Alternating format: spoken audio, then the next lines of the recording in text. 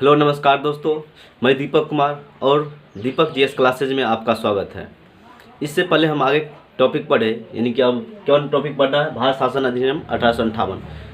उससे पहले हम थोड़ा पिछला क्लास का एक नज़र डाल देते हैं, रिवीजन कर लेते हैं। पिछला क्लास हम लोग पढ़े थे 1853 का चार्टर एक्ट। ये चौथा चार्टर एक्ट था। कौन चार्टर एक्ट था? चौथा चार्टर एक्ट था। इसमें देखे थे कि एग्जीक्यूटिव काउंसिल जो थी, कार्यकारी परिषद, इसको दो पार्ट कर दिया गया था। एक जनरल परिषद कर दिया गया था और दूसरा विधान परिषद कर दिया था। यानी कि पहले क्या था कि एग्जीक्यूटिव काउंसिल यानी कि कार्यकारी परिषद ही दोनों काम करता था, यानी कानून निर्माण भी करना और कानून लागू भी करना। लेकिन अब इसको दो पार्ट, यानी कि 53 का एक्ट जो आया था उसमें क्या किया, दो पार्ट इसको कर दिया गया था।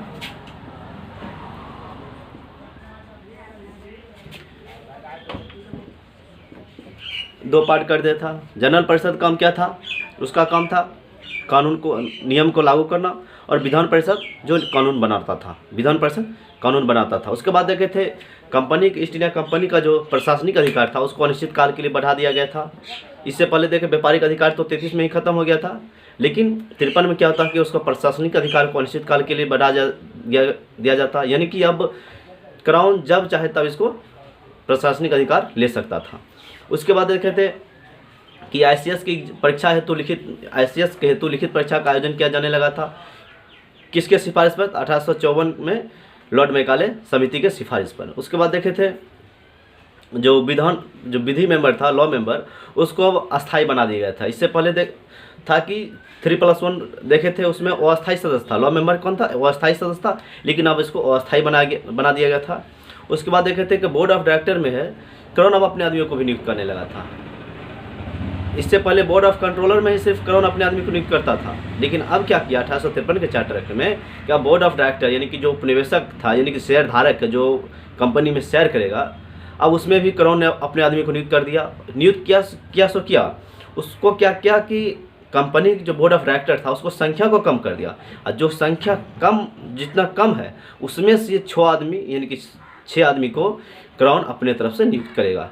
यहाँ तक देखे थे। आज का टॉपिक हमारा है 1858 का भारत शासन अधिनियम। इसको हम act of good governance in India भी कहते हैं। Act of good governance in India.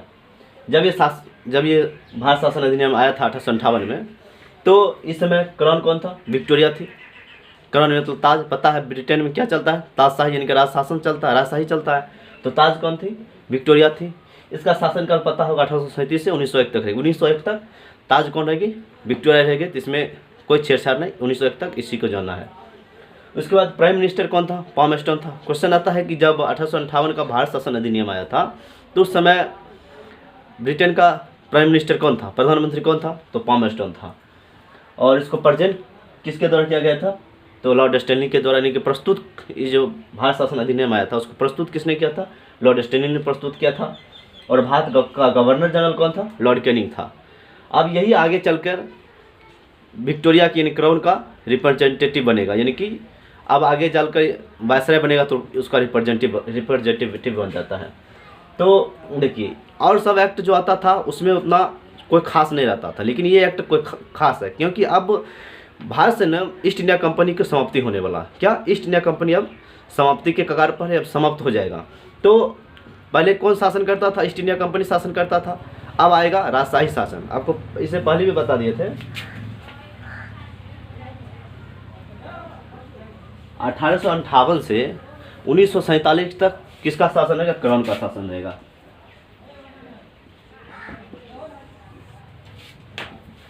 ध्यान बता लीजिएगा, 1858 से 1947 तक भारत में किसका शासन चलता है? क्राउन का शासन चलता है। इनका राजशाही शासन, ताजशाही शासन चलता है। कब से? 1858 से 1947 तक, यानी कि यही एक्ट से अब ताजशाही शासन आएगा। तो देखिए, और सब एक्ट आता था उतना खास नहीं रहता था। ये एक्ट खास था कि देखिए, पहले ईस्ट इंडिया कंपनी रहता था, लेकिन अब महारानी आने वाली है। तो महारानी आने वाली है तो वैसे तो भाई कोई आ नहीं जाएगी। कोई महारानी, आप मान लीजिए कि बिहार हमारे प्रधानमंत्री आएंगे, चाहे मान लीजिए कि पहले मनमोहन सिंह प्रधानमंत्री थी, अब वो हट गए, अब उनकी जगह प्रधानमंत्री आए कौन? नरेंद्र मोदी। अब उनके लिए तो कोई खास व्यवस्था किया जाता है, खास उसके लिए हर चीज़ का व्यवस्था किया जाता है। उसके स्वागत के लिए सोफ़ा वोफ़ा लगाया जाता है, यानी कि पूरा बंदोबस्त किया जाता है। वही होता है कि इसके लिए पहले घोषणा किया गया था कि भाई 1 नवंबर 1858 को भारत शासन अधिनियम आएगा। तो पहले घोषणा किया गया था कब? 1 नवंबर 1858 को। और शाही दरबार लगाया गया था। क्या? शाही दरबार। किस लिए? क्योंकि अब महारानी विक्टोरिया अब ब्रिटेन से भारत आने वाली थी, इसलिए पहले शाही दरबार लगाया गया था। और ध्यान, अब यहाँ पे लोगों को कन्फ्यूजन हो जाता है कि भाई शाही दरबार, आपको लगेगा शाही दरबार तो दिल्ली में लगा होगा, लेकिन नहीं, शाही दरबार जो प्रथम शाही दरबार है दिल्ली में नहीं लगता है।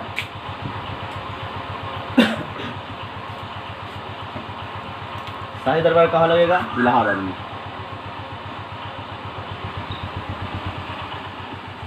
प्रथम शाही जो दरबार लगता है कहाँ लगता है? इलाहाबाद में लगता है। क्यों? विक्टोरिया की स्वागत के लिए लगा गया था। और इसको लगाता कौन है? लॉर्ड कैनिंग लगाता है। Lord Canning. क्वेश्चन आता है कि जब शाही दरबार जो लगाया गया था उसको किसके द्वारा लगाया गया था? तो लॉर्ड कैनिंग के द्वारा लगाया था। कौन था लॉर्ड कैनिंग? भारत का गवर्नर जनरल। शाही दरबार में लेकिन होता है कि शाही दरबार तो लगा दिया जाता है, लेकिन शाही दरबार में विक्टोरिया नहीं आ पाती है। हो सकता है कोई कारण हो, लेकिन शाही दरबार लगाया गया था, लेकिन शाही दरबार में विक्टोरिया नहीं आ पाई थी। इसलिए जो है उसका संदेश भेजा गया था, मैसेज विक्टोरिया ने भेजी थी। और मैसेज को कौन पढ़ा? Lord Canning. लॉर्ड कैनिंग के द्वारा मैसेज को पढ़ा गया था। और जब मैसेज को पढ़ाया गया था, जब मैसेज तो कौन पढ़ दिया? लॉर्ड कैनिंग पढ़ा था।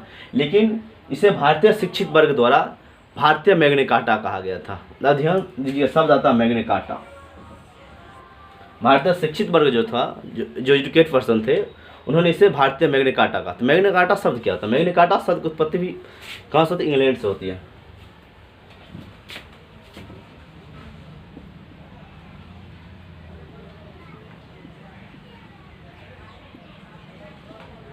इंग्लैंड से होती है।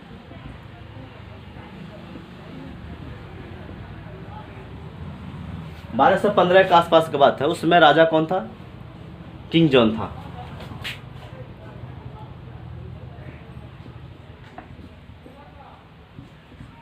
किंग जॉन था। 1215 के आसपास की बात है। उस समय राजा इंग्लैंड का कौन था? किंग जॉन था। उसने कुछ अधिकार सौंपा था। क्या अधिकार? कुछ अधिकार सौंपा था, उसी को मैग्ना कार्टा कहते हैं। यानी कि एक अधिकार पत्र होता है ना, उसको मैग्ना कार्टा कहते हैं। मैग्ना कार्टा क्या? अधिकार पत्र को क्या कहते हैं? Magna carta.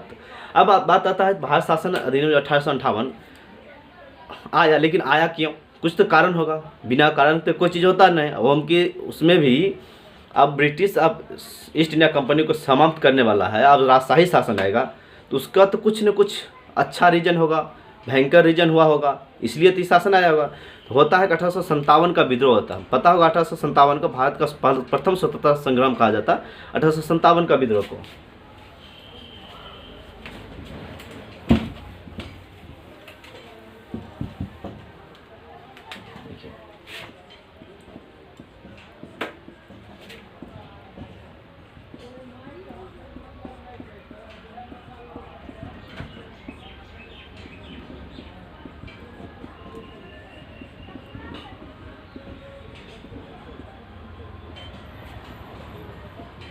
दो मुख्य कारण था। पहला 1857 का विद्रोह। 1857 का विद्रोह पता है, जिसको हम सिपाही विद्रोह भी कहते हैं। और दूसरा था कंपनी की नीतियाँ। ये दोनों मुख्य कारण था भारत शासन अधिनियम 1858 लाने का। अब इसका प्रावधान और महत्व देख लेते हैं। अब देखिए इसका प्रावधान क्या होता है। प्रावधान होता है कि ईस्ट इंडिया कंपनी की शासन थी उसको समाप्त कर दिया जाता। ईस्ट इंडिया कंपनी की शासन की समाप्ति हो जाती। इससे पहले देखे थे कि 1853 में शासन को अनिश्चित काल के लिए बढ़ा दिया गया था, लेकिन जब 1858 का एक्ट आया तो इसको शासन को समाप्त कर दिया जाता। शासन यानी कि ईस्ट इंडिया कंपनी के पास दो तरह के अधिकार था।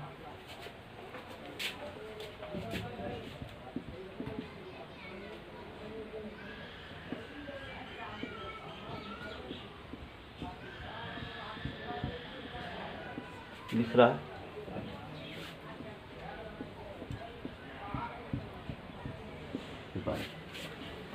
व्यापारिक तो पहले ही समाप्त हो चुका था 1833 में ही, लेकिन अब प्रशासनिक को भी खत्म कर दिया जाता है। क्या था? अब 1858 का जो एक्ट आया इसमें प्रशासनिक अधिकार को भी अब समाप्त कर दिया।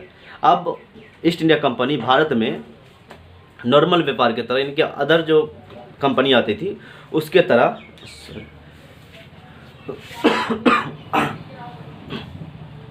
अदर जो कंपनी आती थी अब उसके तरह व्यापार करिए। पहले था इसको विशेष अधिकार था कि जो जो ये इससे इससे पहले क्या था कि जो यहाँ पे व्यापार करेगा ईस्ट इंडिया कंपनी, तो अदर कोई नहीं कर सकता। लेकिन अब क्या हुआ कि जैसा व्यापार ये करेगा अदर कंपनी भी इसके तरफ व्यापार कर सकता है, इसमें कोई रोक टोक नहीं, कुछ नहीं कर सकता था। पहले था कि व्यापार था इसके पास शासन भी था कि चलो भाई अदर कोई व्यापार करा, लेकिन शासन यही करता था, शासन यही चलाता। लेकिन अब क्या होगा, शासन की भी समाप्त कर दिया। ये जो दो तरह का आता है प्रशासनिक और व्यापारिक, की कहाँ से आया था? ये 1874 के 74 या 84 में आया था। 84 में पिट्स इंडिया एक्ट के तहत आया था। कौन?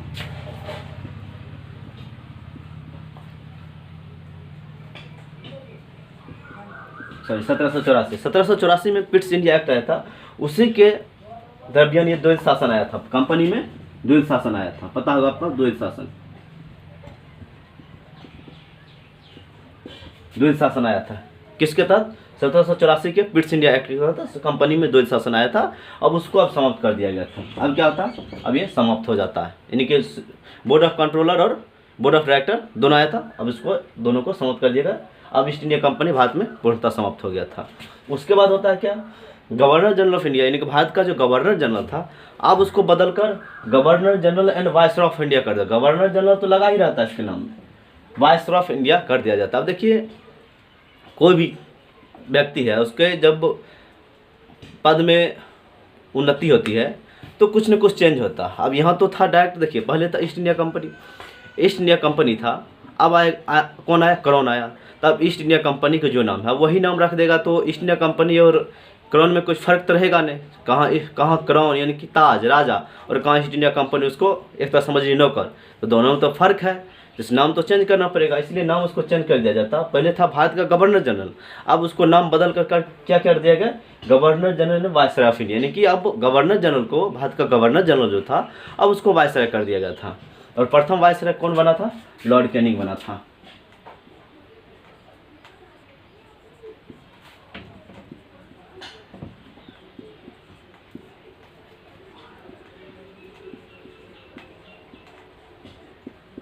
लॉर्ड कैनिंग, प्रथम वायसरॉय कौन बना, लॉर्ड कैनिंग। ये सब क्वेश्चन वीवीआई क्वेश्चन है, क्वेश्चन में एग्जाम में बार बार ये क्वेश्चन आता है। तो प्रथम वायसरॉय किससे बना दिया, लॉर्ड कैनिंग के बना दिया गया था, जो इससे पहले भारत का गवर्नर जनरल था।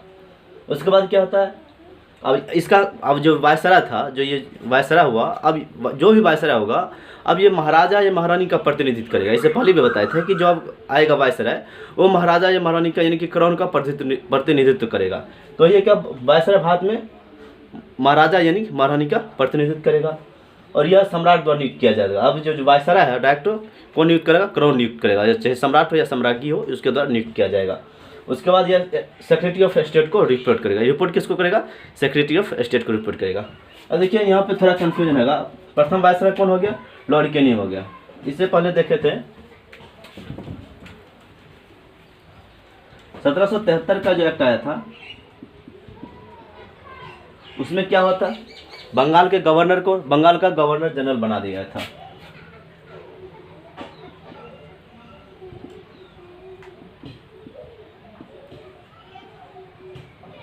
बंगाल का गवर्नर था उसको क्या बना दिया गया था, बंगाल का गवर्नर जनरल। और प्रथम बंगाल का गवर्नर जनरल कौन बना था, वारेन हेस्टिंग। ये तीनों पॉइंट याद रखिएगा जो आगे बताएंगे। उसके बाद आया 1833 का अधिनियम एक्ट। इसमें क्या हुआ था, जो बंगाल का गवर्नर जनरल था अब उसको क्या कर दिया गया था, भारत का गवर्नर जनरल बना दिया गया था।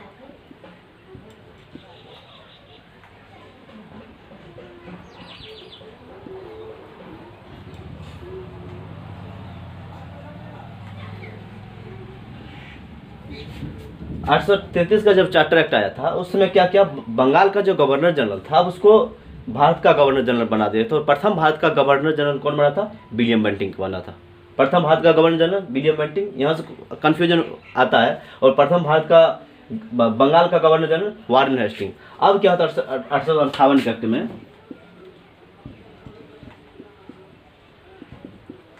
1858 के एक्ट में क्या हुआ, अब भारत का गवर्नर जनरल था कौन, GGI मतलब sir governor general of India, GGI मतलब governor general of India, short form लिख रहे क्योंकि इससे पहले बता दिए। अब इसको बदल कर क्या कर दिएगा, वायसराय कर दिएगा, यानी कि Governor General and Viceroy of India. अब इसको बदल कर क्या कर दिएगा, Governor General and Viceroy of India, यानी कि अब भारत का गवर्नर जनरल था, अब उसको बदलकर वायसराय कर देता। और प्रथम वायसराय कौन बना भारत का, लॉर्ड कैनिंग बना था। कौन, लॉर्ड कैनिंग। ये तीनों टॉपिक अच्छा से दिमाग में हटा लीजिएगा। अब होता है क्या, भारत के लिए सचिवालय बनाया जाता है। क्या, सचिवालय बनाया जाता है। अब देखिए सचिवालय बन, लेकिन सचिवालय कहाँ बनाया जाता है, इंग्लैंड में बनाया जाता है, यूके में बनाया जाता है। देखिए गवर्नर जनरल इंडिया में था,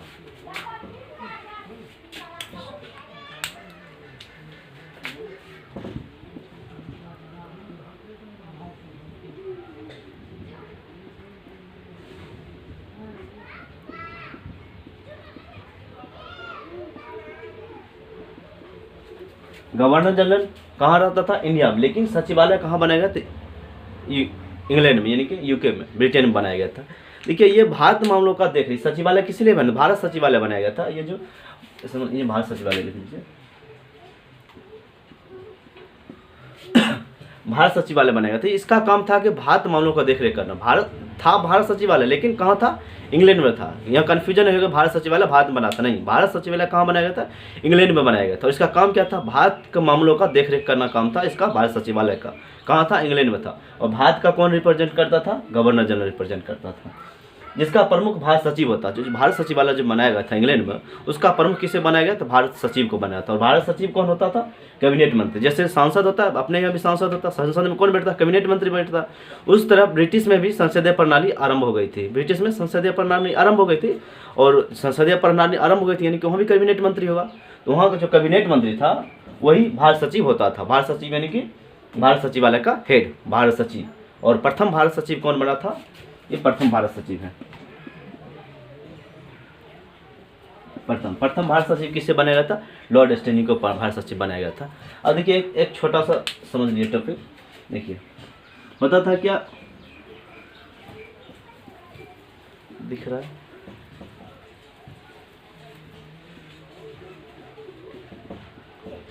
वायसराय।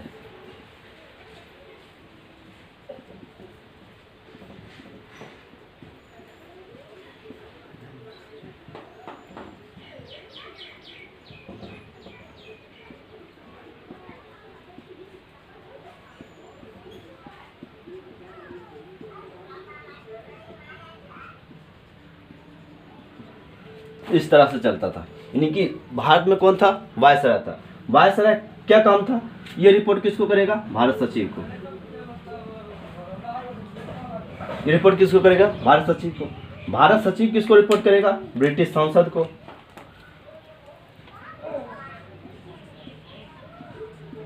भारत सचिव किसको रिपोर्ट करेगा, ब्रिटिश सांसद को। भारत सचिव यानी कि भारत सचिवालय कहाँ था, इंग्लैंड में था। भारत सचिव ब्रिटिश सांसद को रिपोर्ट करेगा, ब्रिटिश सांसद किसको रिपोर्ट करेगा, क्राउन को रिपोर्ट करेगा। इस तरह से इसका शासन यानी कि क्राउन इस तरह से चलता था। या कुछ अन्य मामला देख लेते हैं। उसके बाद होता है कि वेतन जो है, सदस्यों का वेतन अब भारतीय राजकोष से दिया जाने लगा था। वो तो पहले भी होता था, इसकी कोई बड़ा अति नहीं, इसको छोड़िए, पहले लिख ले। कुछ अन्य बातें जान लेते हैं। उसके बाद भारत में मुगल शासन की समाप्ति हो जाती है। 1858 आते आते भारत में मुगल शासन की समाप्ति हो जाती है। इससे पहले जाने थे 1765 की इलाहाबाद की संधि। क्या देखे थे, 1765 की इलाहाबाद की संधि।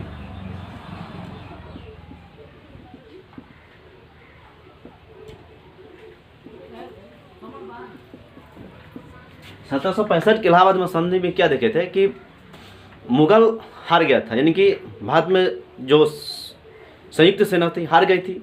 उसमें क्या था, 1765 से ही मुगल को पेंशनर बना दिया जाता है। क्या, पेंशनर, यानी कि पेंशन दिया जाता था कि आपको पेंशन मिलेगा और शासन कीजिए, आपको सिर्फ पेंशन मिलेगा। राजा नहीं, आप सिर्फ पेंशन मिलेगा और पेंशन के बल पे आप शासन कीजिए, हम जितना देंगे आप उतना लेके शासन कीजिएगा। तो प्रथम पेंशनर कौन बना था, शाह आलम द्वितीय। कौन, शाह आलम द्वितीय।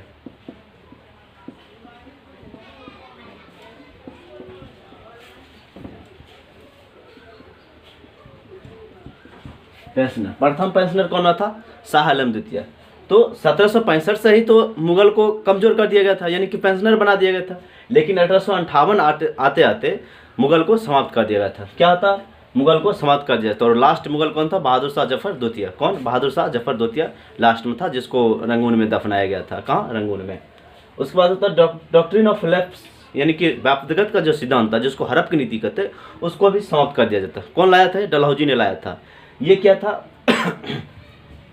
ये था कि जो राजा जो प्रांत था, प्रांत का जो राजा महाराजा होता था, उसको ईस्ट इंडिया कंपनी की तरफ से बोला गया था कि अगर आपको अपना संतान है तो ही उस उत्तराधिकारी बन सकता है। ये अपना संतान है तो ही उत्तराधिकारी बन सकता है। अगर आप गोद लिए हैं, किसी अन्य का संतान को गोद लेके चाहिएगा उत्तराधिकारी बन जाए, ऐसा नहीं हो सकता है। जैसे आप झांसी में भी देखे थे, झांसी की रानी गोद लिया था तो उसके लिए क्रांति भी हुआ था। तो यानी कि इसका कहना था कि आप अपना है तो उत्तराधिकारी बना सकते, लेकिन अगर अदर संतान लेते हैं तो नहीं बन सकता, वो हम अपने अथी में मिला लेंगे, वो अपना हड़प लेंगे, तो उसको हड़प की नीति कहते हैं।